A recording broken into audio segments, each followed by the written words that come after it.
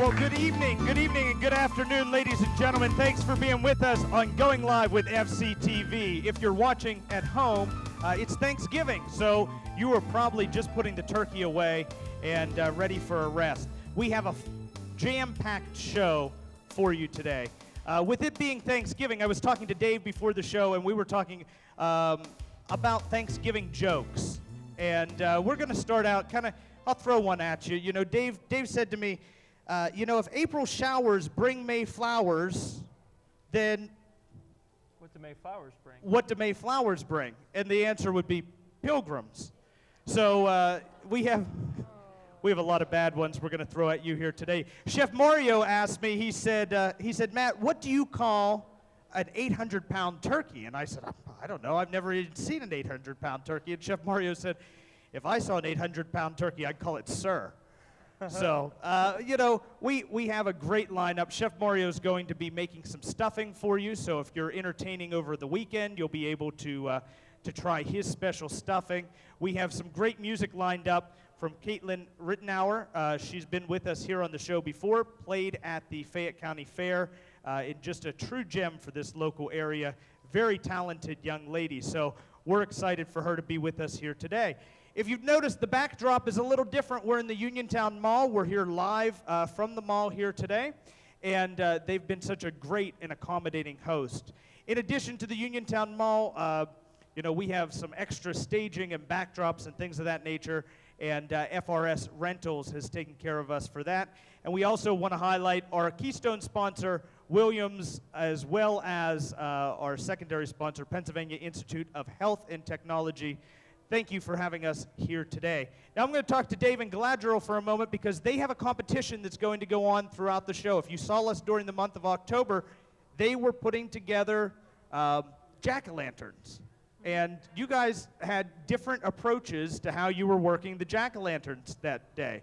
I claim that my approach was precision, and I don't know that actually panned out. I don't know how precise I was. But no, I think Galadriel had the right approach and you had the wrong approach. That's how your approaches differed. But so we got to see you guys work on pumpkins. Today you're going to work on gingerbread. Have you ever worked on gingerbread before, Galadriel? I have never. I am a baker, but I have never done gingerbread houses. Never done gingerbread houses. Never now done today the gingerbread has come in a kit, so it is pre-baked, so you don't have to worry about that. Nope. So the baking is taken care of. The cutting, Dave, has been taken care of beforehand. You have scissors only, no knife. No knife today. But you'll be decorating, and then Chef Mario later in the show is going to judge them based on creativity. So. Creativity or the most like the box? No, we don't want to be like the box. We want it to be creative. We want, whatever is really driving you. Chef Mario, he can be very objective, so he'll figure out who the winner of this is. I see are you actually going to roll fondant today without a rolling pin? I am. I don't know about him. Okay. So what are some of the ideas that you have going into this? I don't want to give him away. We're very competitive, he and I. I don't want to give him any of my ideas. Absolutely. It's bad enough to have to work right beside him. You're in very close quarters here. So let's tell everyone, what are some of the items that they have that you'll be able to use today? Well, we have these little peppermint candies. We have some icing. We have some sparkle gel. We have yellow fondant. And spearmint leaves, gumdrops, different shapes. Some gumballs that you seem to keep helping yourself to. The gumdrops are my favorite, actually, but only the orange ones. So you'll be out of orange gumdrops here very soon. Well, I'm going to go ahead and let you get started because I know it's going to take a lot of time. About 10 minutes before the end of the show, Chef Mario will judge before he does his very serious cooking demo today. So you guys go ahead and get started. And with that, it gives me great privilege to toss over to our opening guest, Caitlin Rittenauer. She's been with us, as I said before. Caitlin, why don't you open up our show with a song? It's called Time, and I picked it because I thought it would be appropriate for Thanksgiving. So here we go.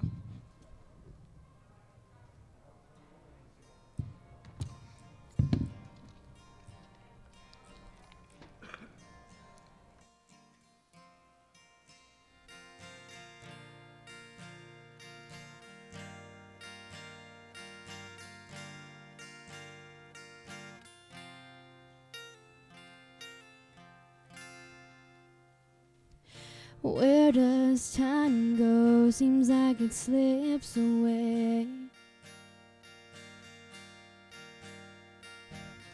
The clock on the wall keeps taunting me, and I'm constantly running, no time to enjoy the little things. 'Cause there's too much to do and not enough time in a day. They say time flies, you blink and everything changes. You look back in photographs and remember the pages.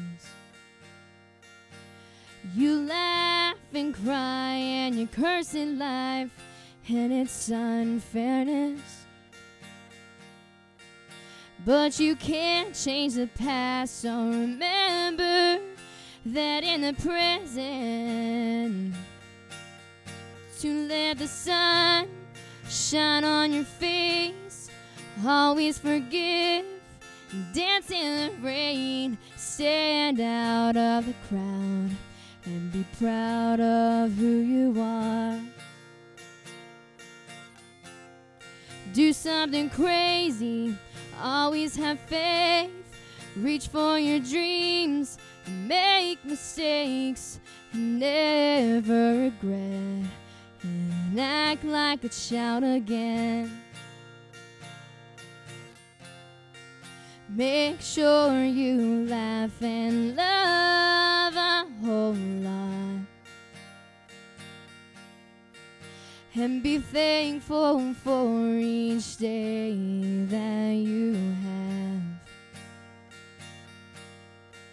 Each day is a gift from God, and you never know when it will be your last.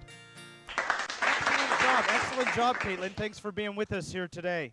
So we talked to you maybe before summer began, and then we ran into you at the Fayette County Fair. Yeah. Have you been doing some songwriting since then? Actually, I've been really busy. High school. It's my 12th grade year, so I've been trying to get everything in, but no, I haven't recently. Well, actually, no, that's a lie. I'm lying to you. I had to do my English class. We did ballads. Okay. And they do like Scottish ballads and Irish ballads, different ones. And our assignment was we had to pick the ballad, and then you had a couple different options you could do. You could draw it out, or you could act it out, or you could make a song. And I said, okay, well, I'll make a song. And the ballad was originally called The Unquiet Grave, and I renamed it Your Unquiet Grave. But that's the only one I've got so far. So you have written original music yourself before. You've just been tied up recently. When you do write, where do you pull your inspiration for? Honestly, the last song that you guys just heard, Time, I wrote it for my aunt who passed away. She got cancer a couple years ago when I was younger, and then she got it again, and she had breast cancer, and then she ended up not making it through the second time. And after it all, we kind of were just talking, the family, and we were saying how time it goes by so fast, and you never know what's going to happen today or tomorrow or the next minute or a couple years from now. And I just thought about it, and it's just like you need to live every day as if it was your last day, and you need to live it how you would want it to remember it and how you would want other people to remember it. But that's basically, a lot of my songs are like life lessons. And Sure. Well, that's an amazingly powerful song, and the way you perform it really, I think, moves people. And with that backstory, it means probably even more. There's a lot of country artists, female country artists on the scene and emerging in the scene. Is there one that inspires you, or that you feel that you kind of pattern yourself after a little bit? I really like Miranda Lambert, and recently I used to like Taylor Swift a lot, but I kind of put myself more in Miranda Lambert's shoes, and recently I really liked Danielle Bradbury. I think she's very inspiring. She's actually a year younger than me, but I still look up to her. Well, you are on the stage here at the Uniontown Mall today, or right in front of the stage. 6 years ago, Miranda Lambert played here for Independence Day, and she had just been signed to Sony Records at that point in time.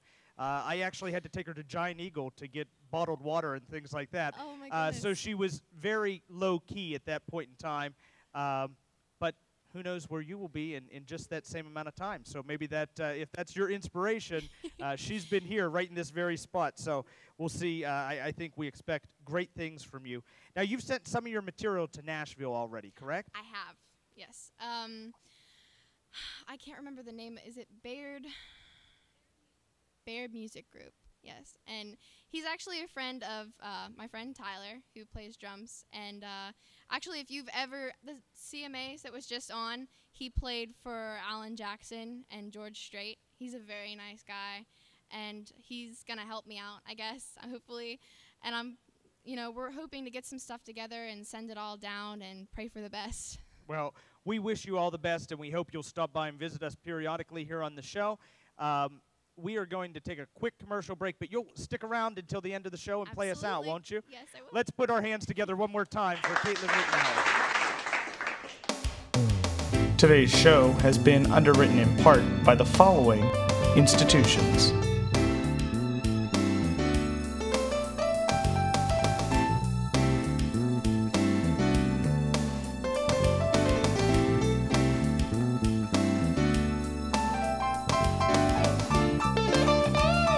and was made possible through the generosity and support of community television by viewers like you.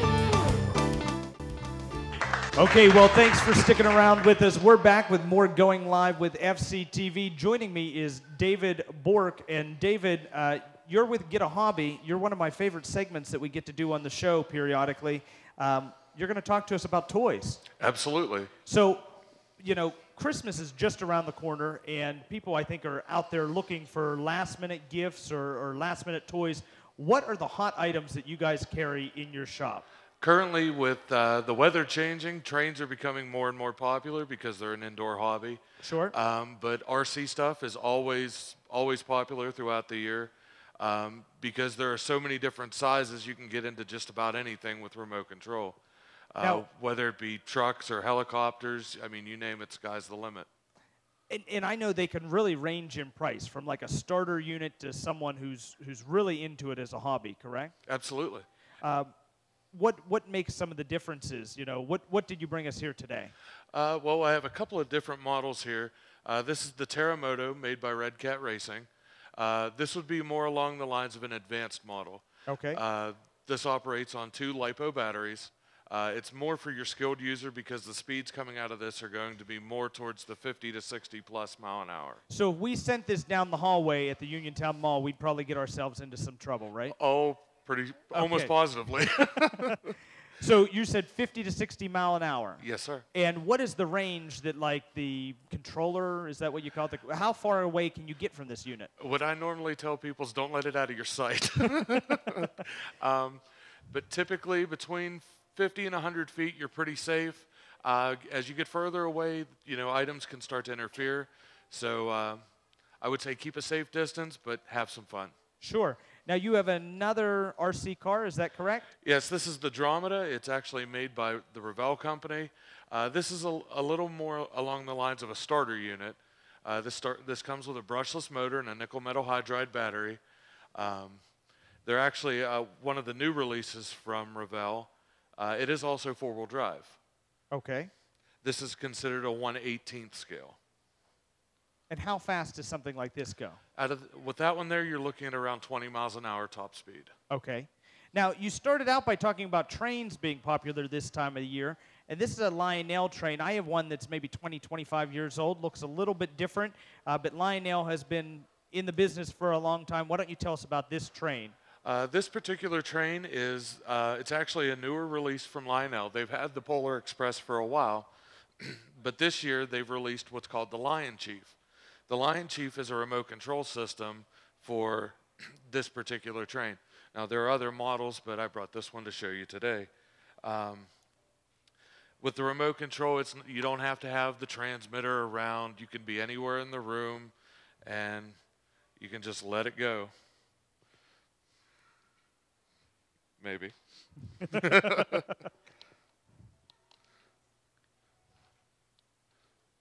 lights are on, but no one's home. Okay, well, okay, well, maybe, we'll come back to that, maybe. Do we have maybe that? Yeah. Is that on?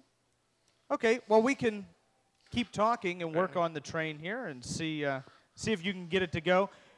The last item you brought us today is a helicopter. Is that correct? Yes. I brought the Proto X. This is also made by Revell. Okay. Or Estes, I'm sorry. This is the smallest quadcopter that is available on the market right now. These were just released as well. It's a very basic unit, and it's relatively easy to fly even for the beginner.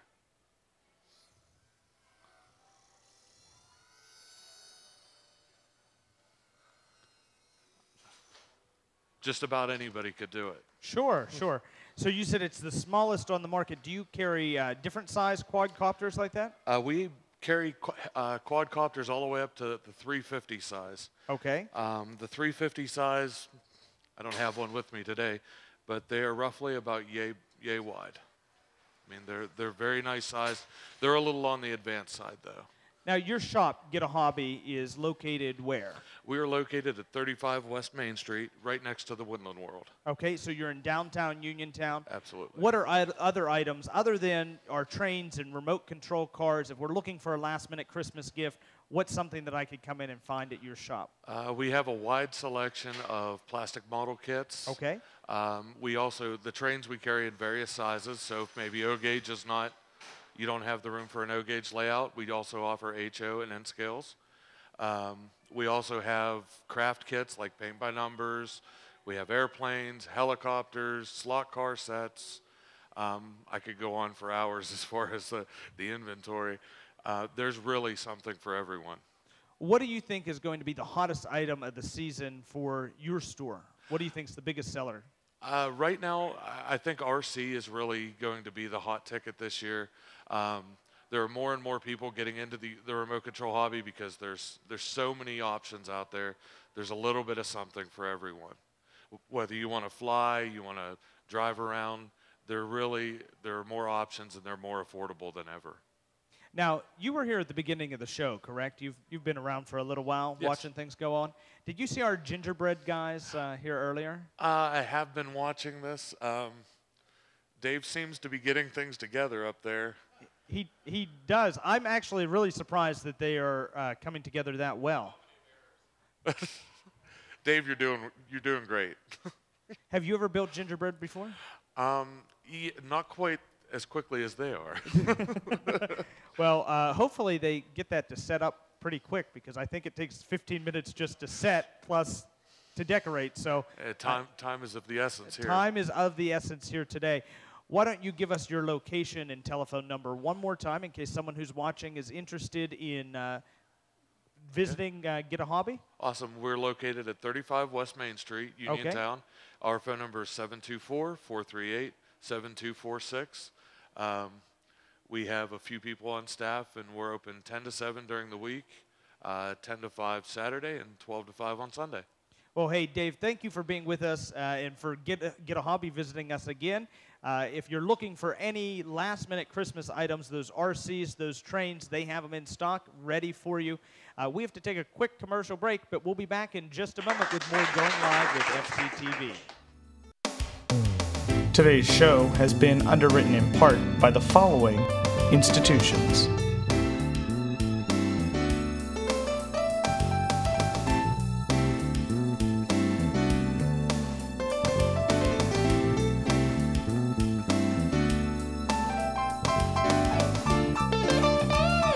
And was made possible through the generosity and support of community television by viewers like you.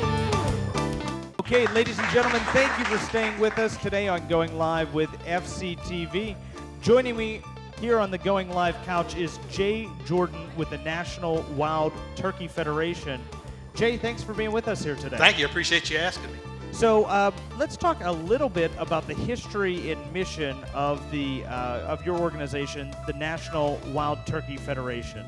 Sure. The National Wild Turkey Federation was started in 1973, so we're 40 years old. We're a national conservation organization, nonprofit, that our goal is the preservation of the hunting tradition and the conservation of the wild turkey. You know, we've worked for years looking at how to bring the wild turkey back, which they say the turn of the century, there were very few birds actually across the country.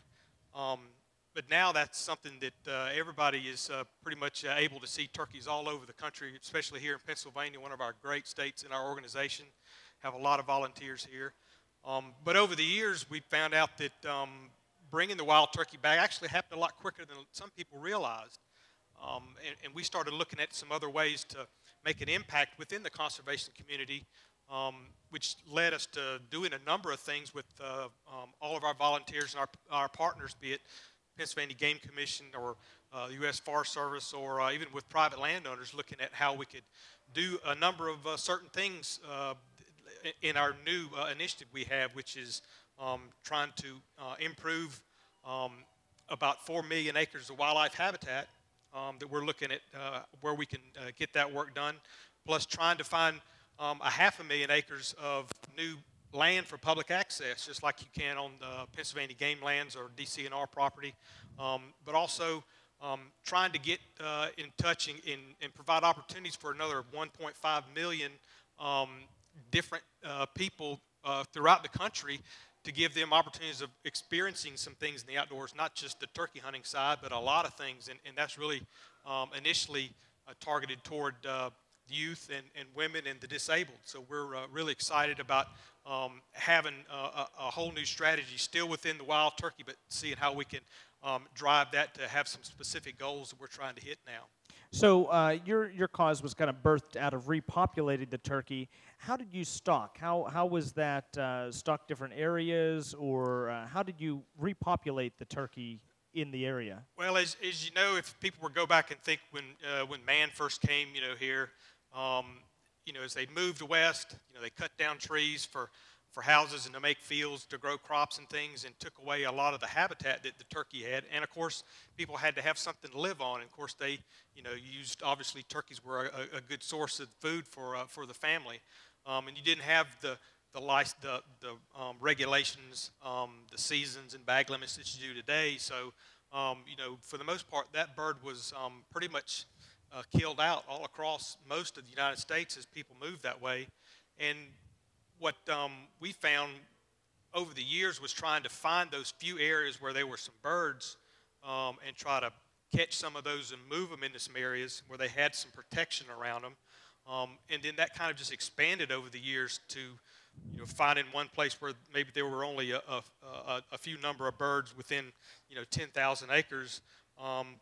Then we finally understood that if you had areas like southwest Pennsylvania or even other areas where we go into Iowa that was mainly farmland, even if you had a small little area of timber around a lot of farmland, the turkey could still do well. So we would trap birds that went from old walk-in box traps to drop nets until they invented the rocket net, which basically throws a big net over a bunch of turkeys that you had baited to come in at one time, put them in a box and move them to another place.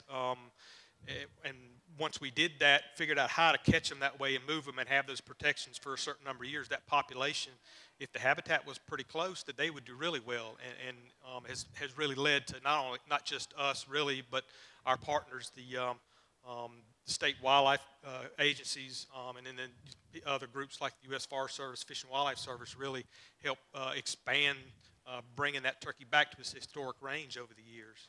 Now, you mentioned how you work with the hunting and the forestry industry, and you also do work with energy providers, correct? That's right. That's right. And how does that program work? Well, a number of years ago, we also, as you said, we had worked with forestry companies. We obviously worked with the Department of Natural Resources in a lot of different areas across the country. And those two entities had a lot of property that they own, and we're looking at ways to help with one, bringing the turkey back, but also doing a lot of improvements on those properties to try to improve habitat for turkeys and then other species. What we had also gotten into doing was some partnerships we had that actually started in the Southeast, working with some electric companies, and we started looking at, the first idea was they had all these big rights of way that they have to manage the vegetation under these power lines. Can we work with them on how they manage that vegetation that would improve habitat for turkeys and a lot of other species? So about 10 years ago, we started a program called Energy for Wildlife, and that was the start of the program of working with the energy side that kind of expanded very quickly. We quickly found that these companies not only have, on the electric side, had other properties they wanted some help with, but number two, we started getting calls and started talking with other energy companies, the oil and gas side, the coal side, and a lot of their support companies to see how could we work with those same companies on getting them what little bit of help we could on getting their job done, but at the same time, you know, can we work with the energy company and sometimes the different landowners to make that habitat better than it was before? You know, we definitely want to put it back in as at least as good a shape as it was, but we think that working through a lot of these companies, we have an opportunity to really improve a lot of habitat across the country. Is there one example or maybe shining story that you could give us that where that has worked phenomenally well? We've done, I work with the National Wild Turkey Federation with this program, working with our corporate partners, mainly on the energy side, all over the country. We've had a lot of great successes, and a lot of them actually here in Pennsylvania. I know we looked at some areas this spring where Williams, your sponsor here that we've started to do a lot of work with, they had some great examples of how they reclaimed the habitat back on pipelines that they put in on, especially on one of the Pennsylvania game lands not too far from here. And along with that, not only putting the habitat back actually probably is going to be better than it was before, but some of the other things they wanted to, you know, show people that they supported the outdoors and conservation. They had some other facilities. One of them was an outdoor, I think it was a pistol range. They actually constructed for the Game Commission to provide, you know, opportunity for the public to go utilize it at any time. So that's just a quick example of being able to work with a company that sees the benefit of providing some great habitat, but also even going above that and doing some good things for the community. Well, Jay, we have just a moment or two left in our segment here before we have to go to our next break. As a normal, average, everyday citizen, how could I get involved with conservation to help further your mission to help with the turkey? Sure, we would love to have, you know, anybody who's interested find out about the National Wild Turkey Federation. We obviously are a large national organization. There's chapters in all of the states here in the United States, and like I said, Pennsylvania is one of our biggest states for a lot of volunteers. We have some great fundraising events that are here locally, some outreach events for youth and women and others. You know, you can look on our website, nwtf.org, and get some information, look at Pennsylvania and find some things, you know, right here around Uniontown or in close proximity, some opportunities that you can be involved in, knowing that, you know, if you just join, I think it's $35 just for a regular membership. The majority of that money goes back into doing those good things for wildlife habitat, providing new opportunities for public access and new opportunities for youth and women and disabled to provide them opportunities to experience the outdoors. Well, you're doing some great preservation work, great conservation work. I want to thank you for being with us here today. We have to go to just a brief message, and we'll be back in just a few minutes with more Going Live with FCTV. Today's show has been underwritten in part by the following institutions: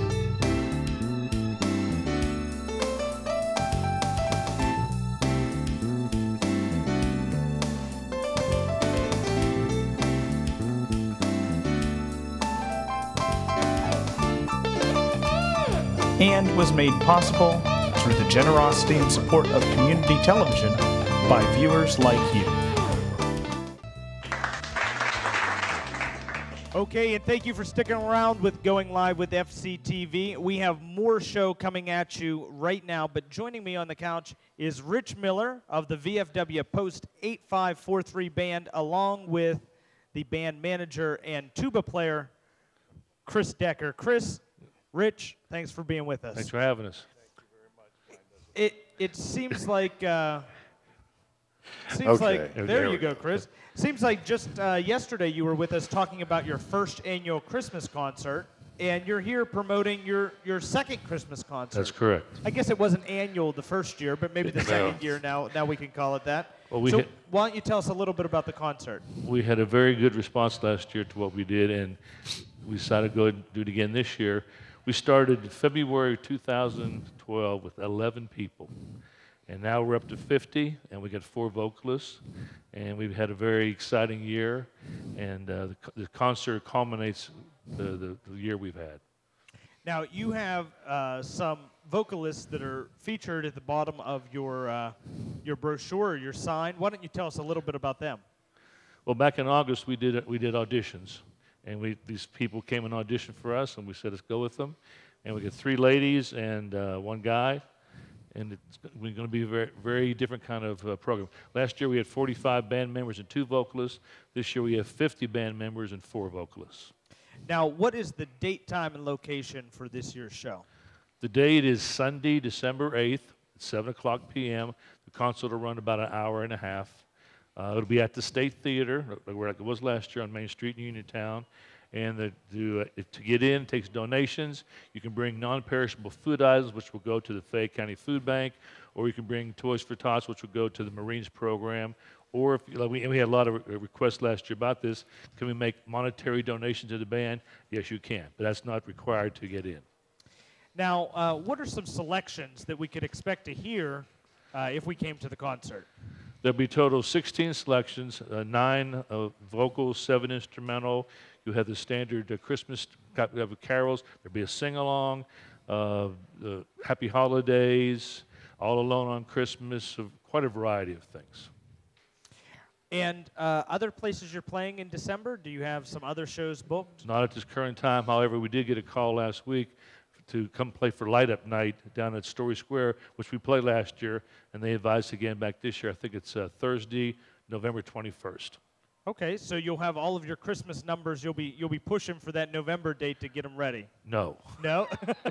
No, the stuff that we play for the Light Up Night will be totally different from what we're doing indoor at the concert. Okay, well, that's great to know. So we can see you twice and Yes. hear a completely different repertoire. Absolutely. Since he's doing all the talking, I'm sitting here listening. Did you get a close-up shot of the poster? Have you done that yet? I think they could try to do that. Can we get a close-up there? There it is. I'm the one who's the kind of gets things going. Rich does all the directing, and I just say, yes, sir, 3 bags full. But last year, I said, you'll hear some great music for a can of beans. And we ended up with 600 pounds of food for the food bank and over 300 toys. And there were almost 1,000 people. More than that. There were more than 1,000 people in the State Theater. We had no idea when we did this what to expect. So we're on stage behind the curtain, and I was hoping when they opened the curtain, at least the downstairs would be filled. They opened the curtain, there was people everywhere. All clear up to the third balcony. Over 1,200 people, and the state only holds 1,400. Yeah. So this year we're hoping to pack the place. Let's pack it in this year coming up. Yeah. You know. That has to be one of the closest to a sellout that they get for many things there. They were surprised. We were surprised. Yeah. And to the food bank people and the Toys for Tots, they were surprised too by the response that the people gave to it. Now, the demographic of people that come and enjoy the Christmas show, wide range? Sure. Yeah. In fact, last year's Christmas show, from that, we picked up a couple younger musicians. There were a couple girls who played saxophone in their high school band, and they said, can we come and play with you guys? And we said, of course, because not only do you learn to play different kind of music than you get in high school, but you play with musicians who are older, old guys and gals. But there's nothing like learning from experience, from experienced players. Last year, our age range went 17 to 77. This year, it's 13 to 78. So anybody that would like to come and play and have a good time and really play music, that's what we're there for. You know, it's an all-volunteer group, and how often do you practice? It amazes me. I guess that's where I'm coming from. You started with 11, and here in a short period of time, it's shown people's love for music, really, and how much that they want to get out there and have a chance to play. How much do you practice? Where do you practice? We practice at the post, 8543. We practice on the 2nd, 4th, and 5th Mondays when there is one of the month. We practice from 7 to 9 o'clock usually. Some nights we'll have a sectional. We go from 6 to 7, and the full band comes in 7 to 9. I wanted to also say that tomorrow up at Penn State campus, Penn State Fayette, we're playing for Veterans Day, 12 o'clock, isn't it? Or 11:40. 11:40. We'll be playing up there, and I hope we can play outside. If not, we'll play inside. But it's just amazing to me and to Rich also that we have the number of people in Fayette County, all around Fayette County, have wanted to play in a community band like this, and we broke the reputation of the old VFW band where we originated into a band for all people, and we went to the state VFW convention last year, and we're looking and hoping to go again this year. Point this out, we are now the Pennsylvania State VFW band. We're the only VFW band in Pennsylvania, and so that's great, fellas. We're just about out of time, but let's hit that date and location. State Theater, December 8th. What time? 7 o'clock. And doors open 6:30. Get there at 6:30. Bring a can of beans for some good food. Yes. I mean, from good music. Yeah. So all the music you want to hear for a can of beans, I think that's Chris's line. line. That's it. Well, hey, thanks for being with us. Hope everyone makes it out to enjoy the show. I'll try to be there myself. Great. Hope so. Thanks for stopping by. We'll be back with more Going Live with FCTV in just a moment. Thank you. Thank you.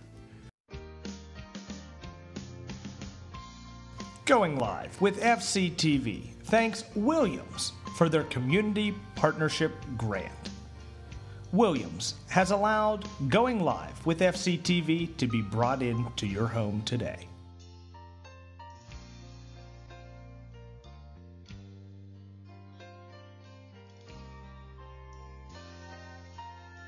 Williams, we make energy happen. Okay, thank you for staying with us. We have more Going Live with FCTV coming at you, and I apologize. I stood up here at the table and I put something in my mouth, and that's probably very rude for the television audience. Especially if we haven't even judged yet. That's very true. Chef Mario Pareca is joining us, and he's going to be the official judge of our competition here. Dave, I have to say, you must be some kind of a gingerbread ringer. I'm shocked. Well, this is my very first time, and it's also Galadriel's first time, so give it up for her. That looks pretty cool. She used the fondant. We'll have to turn them around and do the big reveal here for the audience, but as you'll be able to see here shortly, she made good use of the fondant. I really didn't know what to do with it, and I actually still have some left over. Does it taste good? I have not tried. I have a gumball in my mouth currently. Can I try that? Fondant's You not really normally want good. to try fondant? Galadriel informed me, because I am very much a novice at all things cooking and baking, and Galadriel informed me that fondant is simply some sugar and almonds, Almond paste. and almond paste, and that is also what is used on wedding cakes sometimes. This is actually fancy a pretty wedding good cakes. fondant. Some is not Yeah, so you good. typically don't eat fondant. No. I mean, it's not the best thing in the world to eat. It doesn't have much flavor. It's great decoration, though. That's like that show a while back whenever I drank the Marcella wine. I know better Yeah. now. So let's spin these around. Chef, how are you going to judge? What are you going to use as your... Do you have criteria laid out? We just said it was judged based on Creativity? creativity. There may be some points for style and technique. I mean, that's all up to you. Now, is that what it's supposed to look like? Our last competition. Let me get out of the way so they can see you. Our last competition was supposed to be the most like the picture, and I won for that one because I was able to reproduce most like the picture. I think this time we cheated a little bit towards Dave's side because we went with most creative. It does not have to look like this. So this is set up for Dave to win, is what she's saying, right? I really didn't think Dave had a shot because I thought the gingerbread house would be like the crooked old man's house. Well, I'll tell you what. I was watching from down below the stage, and I saw Dave's. How many times did your house collapse before you finally got it up and standing? We had a little bit of mine subsidence, unfortunately. My house was built on top of an abandoned mine shaft. Okay, so what I see is, I like the home sweet home with the fondant. That's nice. What is this yellow fondant in the front of yours supposed to be, Dave? Well, you can see my house says welcome. That's just a little welcome mat. My gingerbread man is in love. He's in love with his new house. And he's actually got a little pile of snowballs there he's going to throw. At Galadriel? No, never. He has a little Christmas tree there with a star or a heart on top of it instead of a star. Okay. Now, how about now your gingerbread man's happy. Hanging? He's not in love, but he's happy. Oh, he's happy. And I see. Okay, now let's break it down really quickly, and then I'll declare the winner. As far as gingerbread men go, I kind of like yours better. As far as Christmas trees go, Dave, I think you have the edge on that one because you actually have the green candies on it, which is very nice. You're welcome, Matt. I'm sorry, isn't very welcoming. It looks like it's almost blocking the door. So I wouldn't go with that. And whatever the red stuff is in the front here, I think it's just a waste of frosting or icing, to be honest. I mean, it's supposed to be a red brick, I guess, patio. On the other hand, I do like your candy on top. However, had she not made a wreath out of fondant, I'd give it to you. But it's like a cop out, if you know what I mean. Overall, and again, one other detail-oriented thing.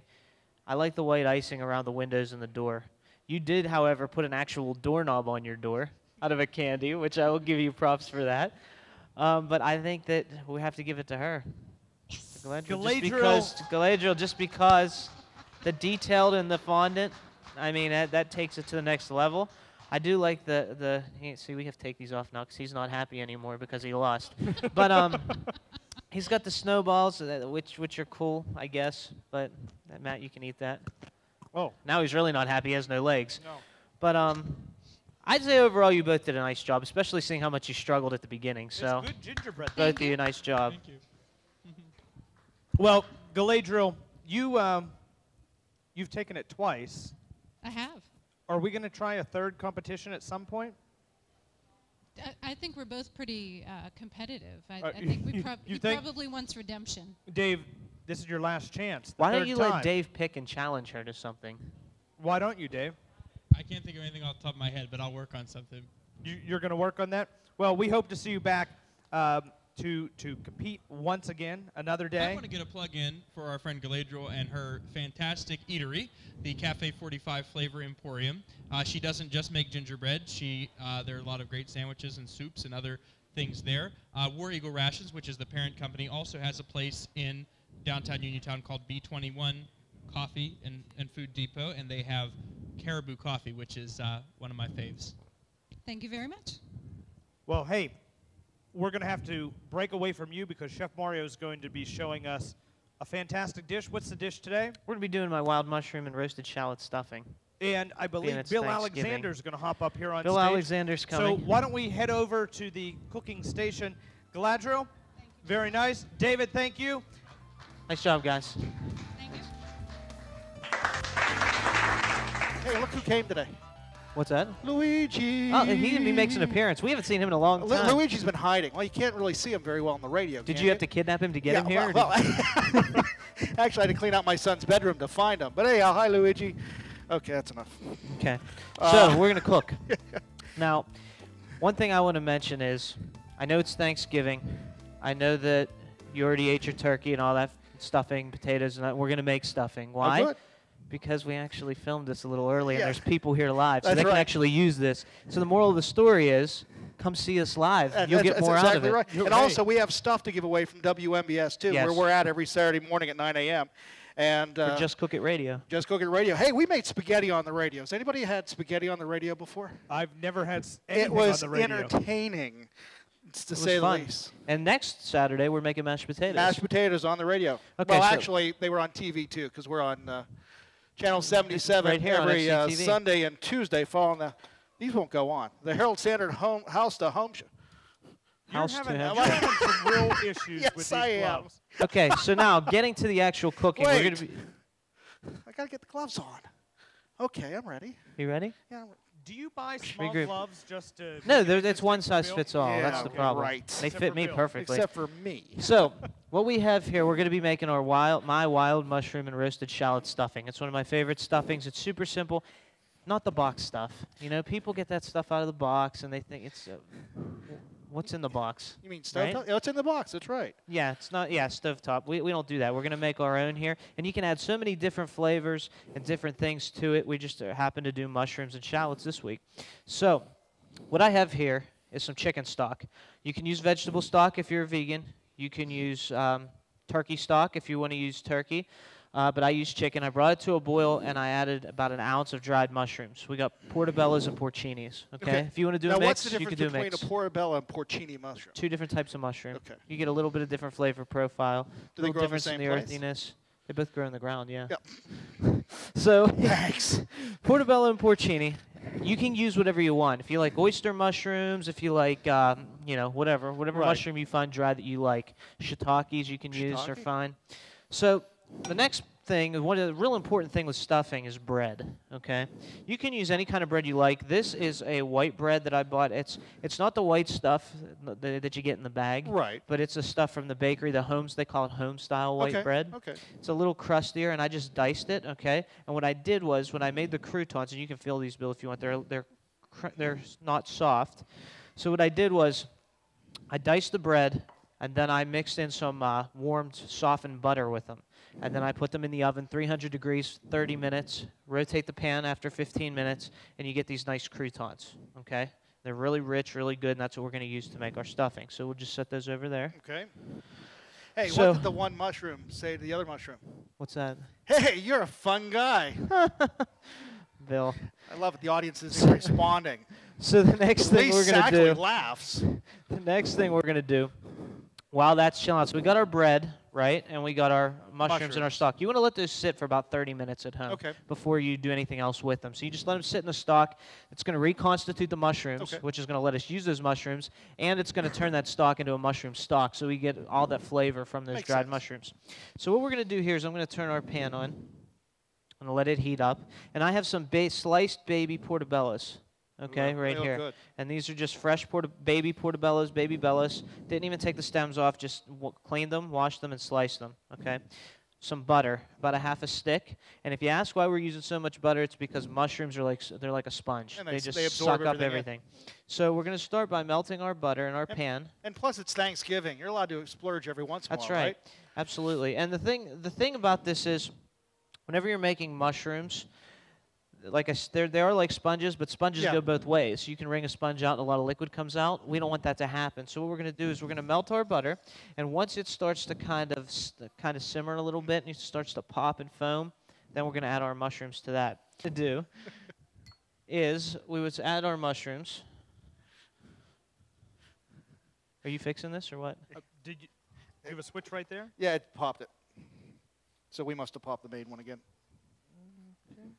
So Live we're gonna TV, pretend- don't you love We're it? going to pretend this is on. So what you want to do is add your mushrooms, right? And then the mushrooms are going to cook. It's going to take about 4 minutes. Once they start to cook, you're going to add your shallots, your Okay. herbs, okay? I was going to say, About do you have 2 teaspoons of garlic, minced garlic. do you have any okay? steak around? Because they would look good on that. Yeah, Yeah, that'll that'd work. be good. And then what you're going to do, this is all going to cook. You're going to deglaze with some white wine, okay? Now, Let what deglaze? What does that mean? Just pour it over means- top of it? Yeah, as it sprinkle it? What? cooks, there's going to be a bunch of flavorful little bits on the bottom of the pan. Okay. And you want to get those up because that's all flavor. So you add the wine to scrape the bottom of the pan Gotcha. to get all that flavor out, and then you cook it down, and it makes it like a nice, almost ragu Oh, really? of mushrooms. Mhm. Okay. So the next step to the process would be, while that's cooking, we're going to take our mushrooms that have been soaking in our chicken stock, and we're just going to run them through a strainer. Okay? Yeah. So I'm just going to give them a little press to get any Now, excess please moisture tell out. me you're not throwing this away. No. Okay, I just wanted to make That's sure. like liquid gold Oh, right well, there. that's what I thought, and I didn't want to So, waste that time to do that. What we're going to do is Going to take our mushrooms here that we Okay. just reconstituted. How's the electrical situation? I think the electrical is back on. Do you have heat? Yes, I see something coming up. Nope. Nope. No? So The lights came back on. we've got our mushroom stock here. We're going to have to cook over an open flame. I don't know if Find we me can an do that in open the mall. flame. And we're going to just give our Wait, where's mushrooms again Pam? a rough Yeah. chop. She's not here. Let's. That's not covered in our liability, I'm sure. Well, she's not here. We can do it. She'd never know. So we give that a chop. These go into our pan as well. So this is all cooking. You have to use your imagination. Yeah. It's like the Disney Channel over here. No, it's Mr. Rogers. There should Yeah. be a little trolley. Well, there's a trolley right there. We'll just have to go in circles. Hope we don't get sued for saying that. But so we have all that together. Now what you would do is to make your stuff. We're back. We got heat. See How the much magic time- of live TV. How much time do we have to do? We're doing our own cooking show after this. What are you talking So- about? What we would do is this. We'll take our bread, right? Now notice I didn't season this yet. Is my there, mic you're on? right, Okay. you're good. That's right. Because you don't want to draw the water out of the mushrooms. Again, it's like think sponge. You don't want to draw that water out. Sear. So think about like when you cook beef. Yes. And you sear the beef. Right. Same thing here. You want to sear it. You don't want to steam them or stew them. Okay. Is my microphone cutting in and out, or is it just me? What? I'm The noticing light lights turned are off for a flashing, second, too. So we're gonna let this cook for just a few minutes. Hopefully we can. Matt, tell us some more Thanksgiving Is jokes. there sprinkler systems around here? Because There is. Oh, I good. understand they turned the smoke off, but we don't Okay. have to worry about the heat detectors because it's our pan hasn't been on. Yeah, so. it's long enough. There you go. It's sizzling if you can listen closely. So Mario, I have to, because I'm a novice, a beginner here. How do you sear that rather than high heat? So yeah, so mushrooms, for instance, what you would want to do is have a nice big pan, high heat, use an oil that takes a high smoking point. Which would be? Say canola oil Okay. or something of that nature. You don't want to use all extra virgin olive oil. Regular olive oil is okay, like virgin or regular, but not extra virgin. The smoke point's too low. Peanut oil is okay. So you get your oil super hot, lay your mushrooms in a flat layer, and they'll get golden brown on each side instead of getting all wilty and watery and just not good. now? Like when you wash your mushrooms beforehand, is there danger in doing that? Because you said it's like a Yeah. Could that take too It much will water absor- on? It will absorb some water. So the best way to wash your mushrooms, what I've always done, is just got a wet, damp paper towel and wipe them to get the excess dirt off of them. And that tends to work really well. You can run them underwater, but I wouldn't soak them in water like overnight because they will soak up some of that moisture. So back to our stuffing. At this point, we have our bread. It's been toasted. And when you're making stuffing, you always want your bread either dried or toasted, just because we talked about this on the radio show. Because if it's not toasted, it'll get soggy and mushy and gummy, and it won't be as Which we good. talked about the difference between stuffing and dressing. Actually, a dress. The dressing is served with the bird, while the stuffing is cooked inside the bird. So this is a dressing. So it's being done outside or away from. And what did you the learn about turkey. that? What's Why should you not cook your stuffing in your bird? Because it gets all gummy. And the USDA says no. Right.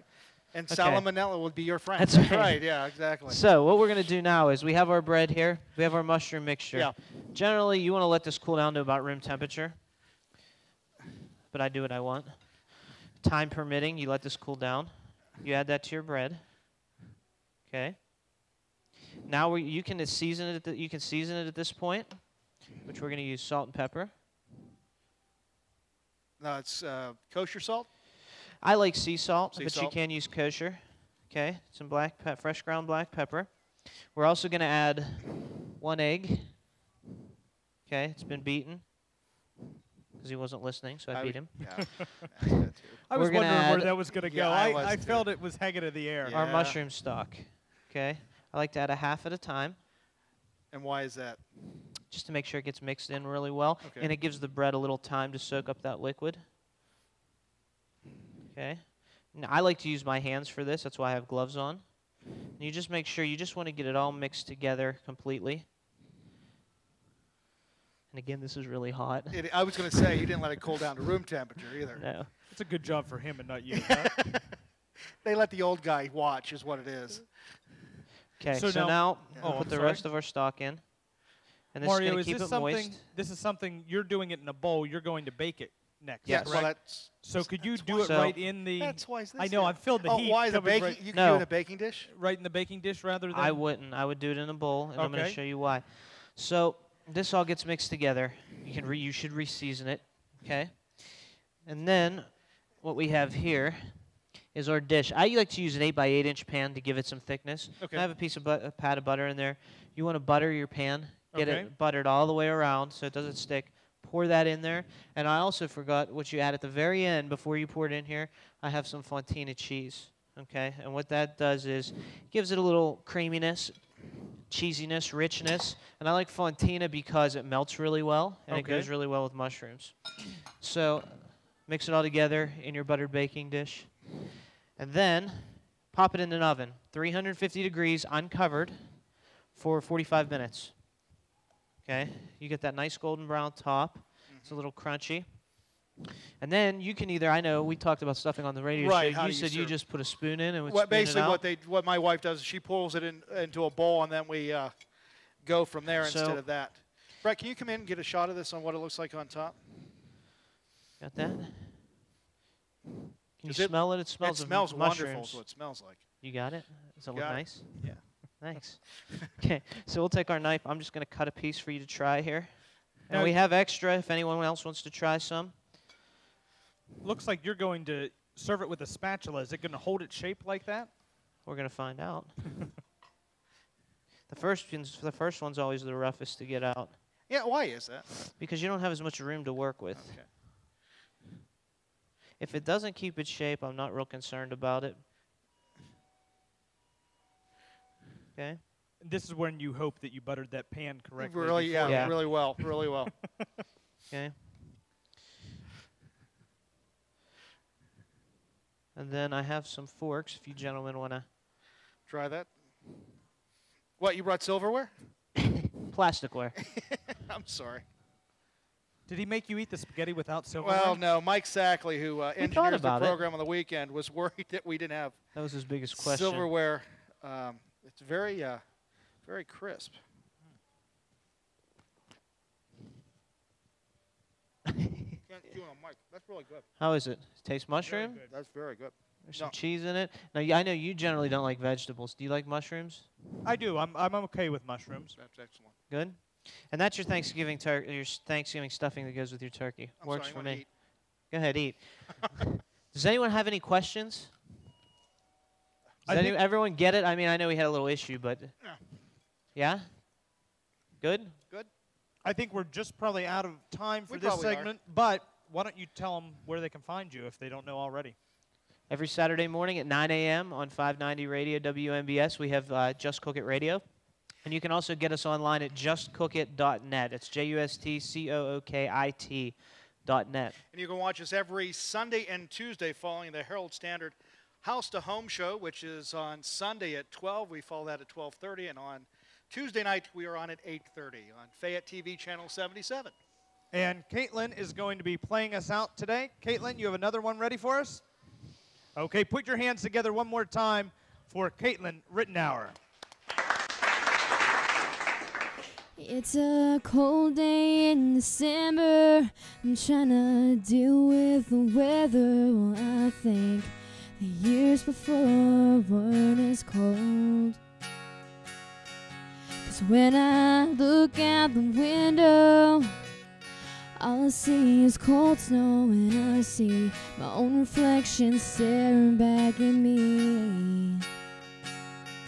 It's like this cold dark house, my heart feels so empty. Don't matter if I sit by the fireplace, she gave my heart a warmth that I can never replace. Guess I'll be spending Christmas all alone. Hope and pray maybe you'll come home. If you change your mind, the porch light's always on. But until then, my heart's waiting in the snowstorm. Ooh, yeah.